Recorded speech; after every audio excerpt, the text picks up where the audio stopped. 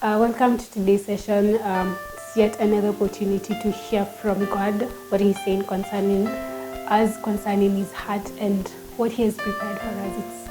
It's an opportunity for us to receive of His preparation. And before we start, I just want us to take time and pray. Father, in the name of Jesus Christ, we thank you, we give you glory. Thank you indeed, you are God. You are a faithful God, and we bless your name. Thank you, O God, even as your word goes forth. We pray, O God, that your power will be present to minister and to heal those that are ailing, O God, and to minister to us at our various points of need. We love you, God, and we give you glory in Jesus' name. Amen. So today, before I begin the session, or before I get to the exact thing I wanted to share, I wanted to share a story. I was reading a particular book on Monday, and there is this story that caught my heart, and I'll leave you in suspense so that you can figure out what exactly happened, and your solution you can just share if what you think will happen. There was a young boy who was a pre-primary school kid, around 4 or 5 years, and he was taking milk in the sitting room. So it happened that he was startled by something and the milk spilled. And so the boy ran outside to get the mop so that he comes clean the floor before the mom notices. So the boy got at the door and then realized outside it was very dark.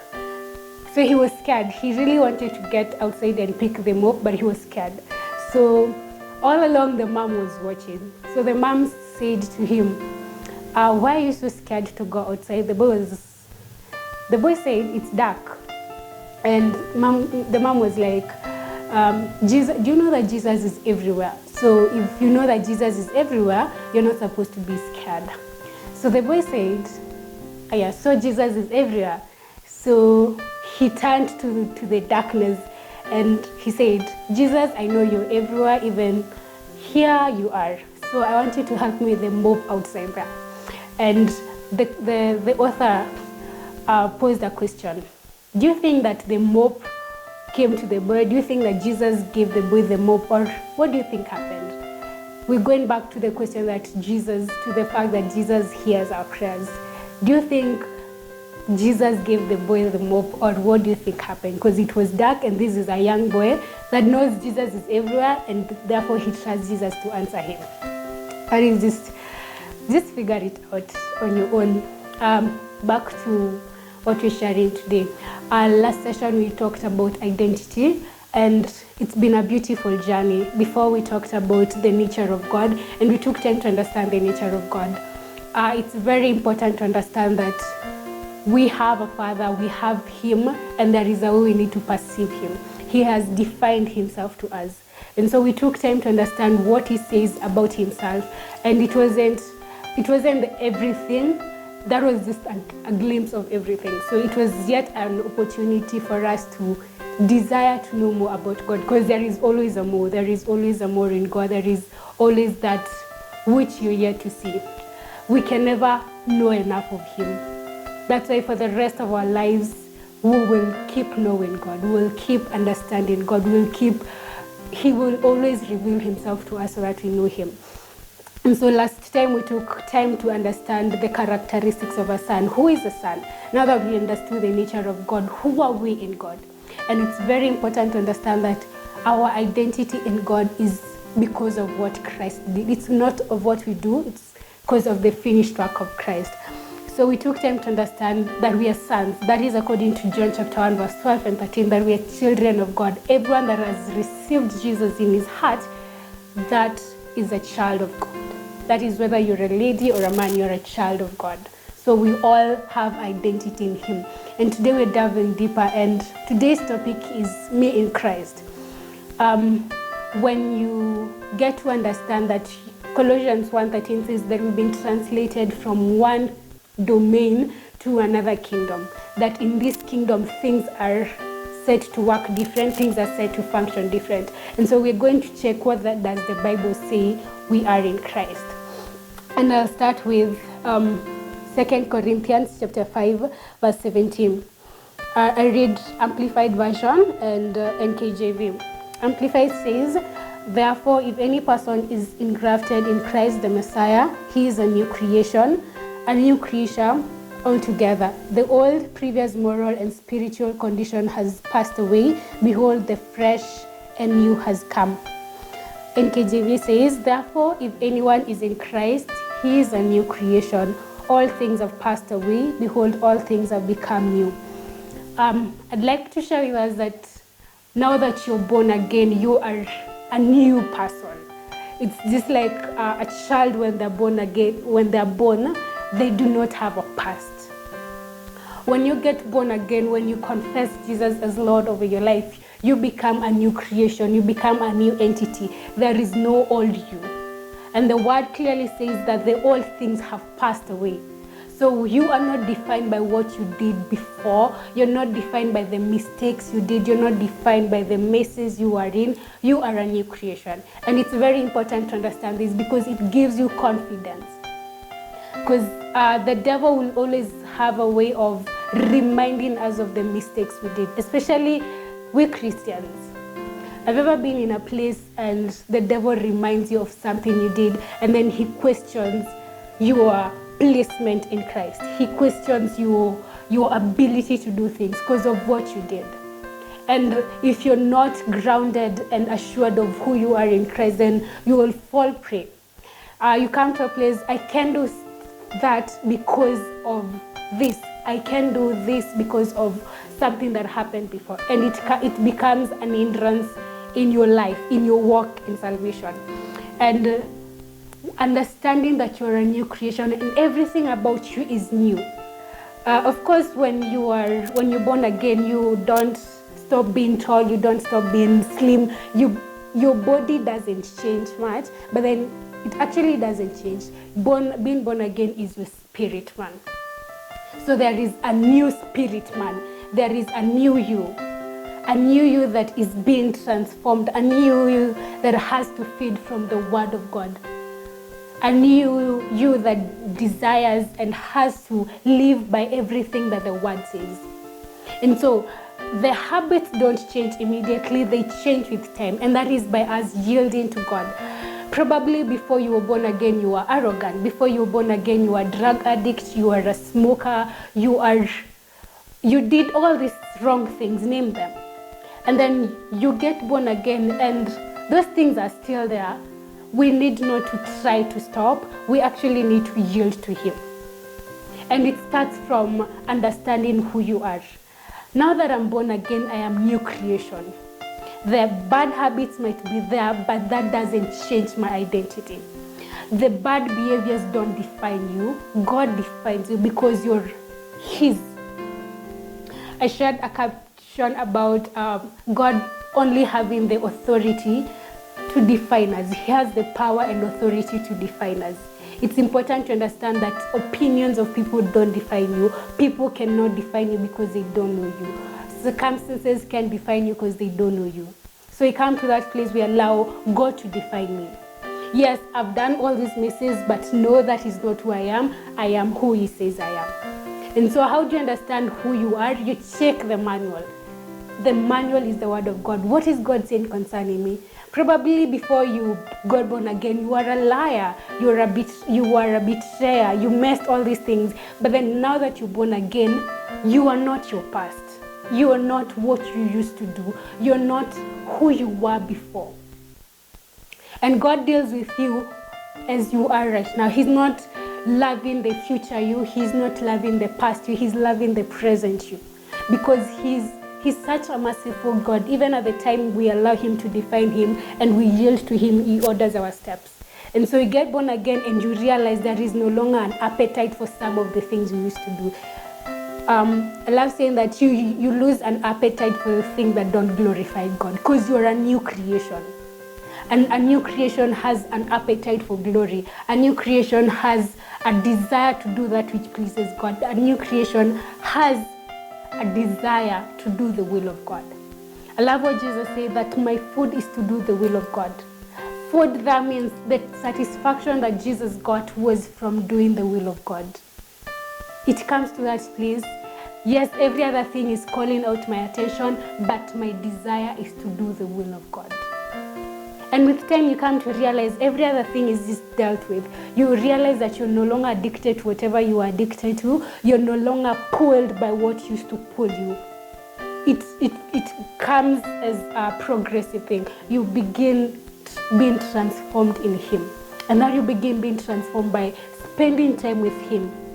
And then reading the Word. As you read the Word, your mind gets renewed. And then as your mind gets renewed, the whole being is transformed. We are new creation.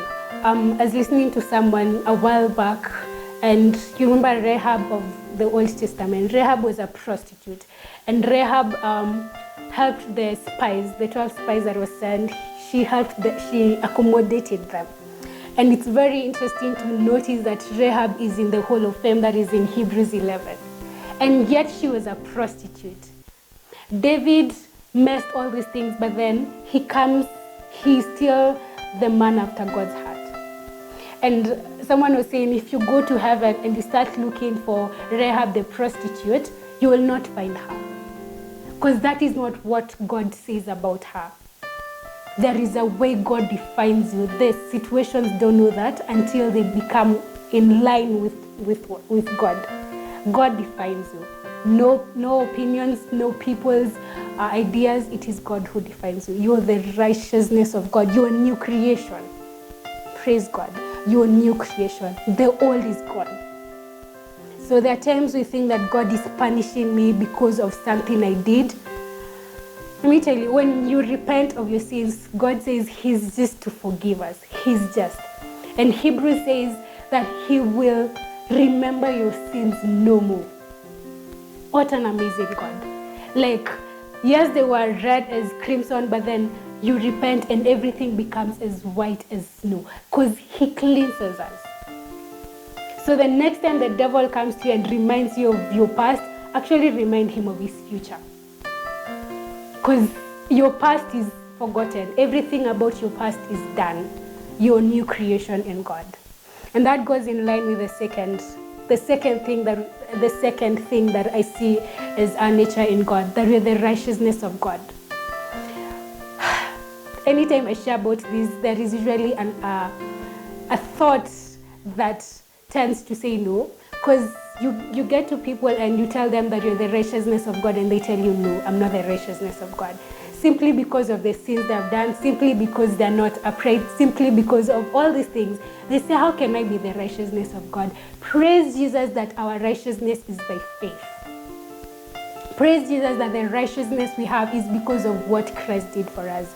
And that is 2 Corinthians 5:21. He says, God made Him who had no sin to be sin for us, so that in Him we might become the righteousness of God. We are righteous not because of our performance, but because of what Christ did. Everything you are is because of what Christ did. Romans 5:8 says that while we were yet sinners, Christ died for us. You never prayed for Jesus to die for you. You never prayed for Him to pay the price. You receive it. Righteousness is a gift, and a gift you don't work for. You don't work to get a gift. If you work to get a gift, then that is not a gift. It's a wage. Anything you work to get is not a gift. It's something that it's an exchange for your ability or for your whatever you put in. But righteousness is a gift from God. We receive righteousness by grace. Just the way you received salvation is the way you receive the gift of righteousness. Does righteousness mean I don't mess up? No. Does righteousness mean I am perfect in everything? I don't sin? I don't know. Righteousness means you are right standing with God. That's why the Bible again in Hebrews says that we can boldly approach the throne of God. God is so holy, and the environment of God is so holy that sin can't stay there. But He has given us an opportunity to stand before Him, not outside the door, in His presence, in His throne room. We can stand there and we can make our request known to Him. We can talk to our dad because of who He has made us to be. He doesn't define us by the mistakes we do. He doesn't see us as sinners. We are his sons. I'm not saying we don't sin. We do. Because again, the word says, the person who thinks that they don't sin, they make God a liar. We all sin. We are being transformed. We grow from these things to come to a place where we are perfect with him, where we are mature in him. And so in our process of growth, there are mistakes we do. In our process of growth, there are fallings. In our process of growth, there are messes. There are all these things, but then that doesn't change who we are. I love something about God, that anything that he has put in us, no one can mess it up. The seed of God in us, it can't be uprooted by anyone. That which is placed in us, it can't be undone. It is God. And I really love the fact that my identity is secure in God. Because if my identity was secure in people, that is not even security. People change. But then we can trust God that he doesn't change. We can trust God that he's faithful. That who he calls us, that is what we are. That I can wake up in the morning despite of how my mind is thinking things, and I say, I am the righteousness of God in Christ Jesus. And trust you me, the devil will always attack our identity. Anything that informs your life as a Christian, the devil will always attack that. And I remember there was a time I was heading to town, and you know how touts, the conductors, some of them are so arrogant. God keep them. Some of them are just so, and I'm just quiet. I had a bigger watch than this, and so the conductor keeps picking my hand to check the watch, and he's drunk. And I got agitated, and mind you, I was going for a worship experience. I got agitated, and I told this man, the next moment you touch my watch, I'll slap you. And funny enough, no one was bothered in the matatu. This guy is drunk, I'm seated next to him, and he's busy just lifting my hand. That was in 2018. The next moment, I had slapped this man. And when I slapped him is when everyone was shocked, and I was like, what have I done? And I remember I was guilty. Honestly, I was guilty. And when such things happen, I tend to cry. I just tend to draw back and cry. So I remember when I alighted the car, I just went to, not yet, the worship experience had not yet begun. I'd gone a bit earlier. So I just sat down somewhere and I started crying. And a friend of mine got me crying, and they're like, Winnie, what's up? And I was like, so this is what happened, and I'm so guilty, I feel so off. I'm not even worthy to be here. I don't even deserve to be in the presence of God because of what I've done. Please don't go around slapping people, it's not the right thing. So I sat there, and I remember that something the girl told me, and it ended up to be the thing that God was ministering to me that particular day. And that is what God told me, that I'm the righteousness of God in Christ Jesus. That thing settled my heart. That despite of everything, because there are things we do knowingly, there are things we do unknowingly, but then they're wrong. But that doesn't take our identity from him. And again, I want to say something. Just because everything is by grace doesn't mean that we sin. The word of God says in Titus 2:11 and 12, the grace of God teaches us to say no to ungodliness. And Romans 6 says the grace of God is not a license to sin. So again, not just because you've received the grace of God doesn't mean we go up messing things around. There is a way we live.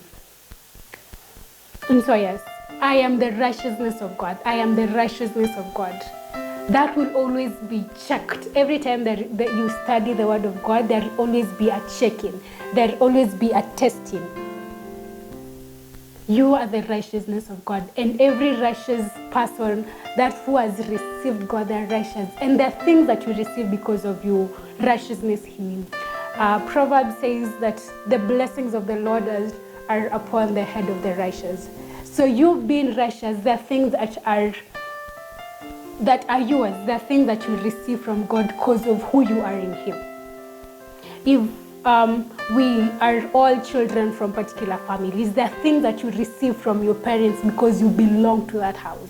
There are things you don't have to beg because you're a child of that house. I don't go to my mom and I'm like, Mom, I please beg you, can I take a glass of water? You know, she will be shocked. What are you doing? But because it is my mom's house, I have freedom. I know, glass ya maji koko, drink, sit down, just have it, because it's you belong there. So when we understand who we are in God and who God sees us as, and allowing that to be the meditation of our hearts. Because you see, there are levels you never get to unless you understand who you are in God. True. Praise God. So we need to come to that place. What is God saying concerning you? That is what I'm thinking about myself. I get to the scripture. God is calling me his child. That is my meditation. God is saying I am rich. That is my meditation. God is saying I'm his righteousness. That is my meditation. God is saying I am new creation. Every other thing doesn't matter. The truth of God in us is the highest reality we'll ever come into. The word of God is truth, and that is our reality. Let that settle every other thing in you. And let's just believe that we are who he says we are. We can do what he says we can do, and we have what he says we have.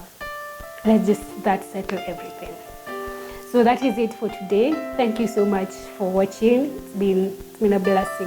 And join us next time as we get to understand other topics. Now that we've understood the nature of God and who he says he is, what is in this kingdom that he wants us to learn about. Thank you so much. Let's pray. Our dear Heavenly Father, we thank you for your word. We thank you that you define us, and we thank you that your word has the final authority in our lives. Yes, it has the final say. You are God who has the final say, and that is what will be our meditation, my God. Thank you so much that you call us your own. Thank you so much that you call us your people, and you are to us our God. We love you, God. We give you glory. Father, in the name of Jesus Christ, I pray for everyone tuned in to watch this, oh God. And as your word says, oh God, you're not limited. I pray for each one of them, my God, that you will meet them at their very point of need, oh God. I pray for the sick, my God, that you will stretch your healing hand upon them, oh God. I declare healing upon the sick. I declare healing upon those who are ailing in the name of Jesus Christ. I declare freedom, oh God. The chains are breaking in the name of Jesus Christ, oh God, that you set your children free, and indeed we are free, my God. We love you, God, and we give you glory, for indeed you're worthy. In the name of Jesus Christ, we pray. Amen. Thank you so much.